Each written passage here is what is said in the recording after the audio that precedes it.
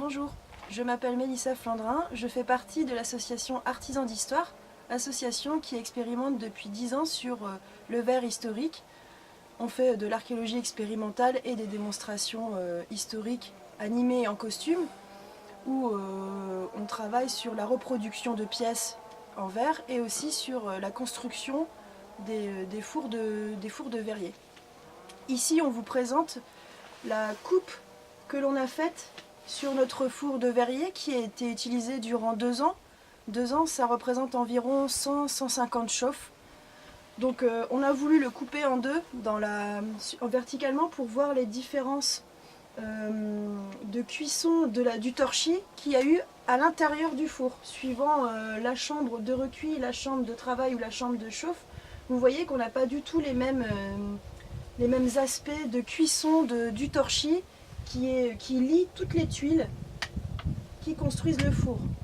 Le four a été fabriqué avec des tuiles et du torchis, que l'on voit bien ici. Et donc tout ça a réagi d'une différente manière suivant que l'on était au cœur de la chambre de travail ou plutôt dans une chambre surélevée, un petit peu moins chaude, mais qui a chauffé quand même. Donc c'est vachement intéressant pour nous et pour les archéologues parce que ça représente des données nouvelles et qui viennent compléter les données de fouilles archéologiques à proprement parler. Parce que lorsque les archéologues travaillent sur une fouille de four à verre, ils ne retrouvent jamais l'élévation, mais ils vont retrouver la trace au sol. Donc ici, on a des éléments qui permettent de distinguer différentes parties, qui peuvent se retrouver aussi au sol, et qui vont aider les archéologues à déterminer si cette partie, ce petit reste archéologique correspond à une chambre de cuisson, à une chambre de recuit ou à une chambre de travail.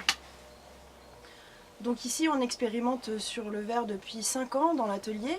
et on a également constaté que au fur et à mesure des fours que l'on construit, on a la terre qui est tout autour du four a également été cuite et chauffée et on a constaté que sur environ 1 mètre tout autour du four, la terre a vraiment été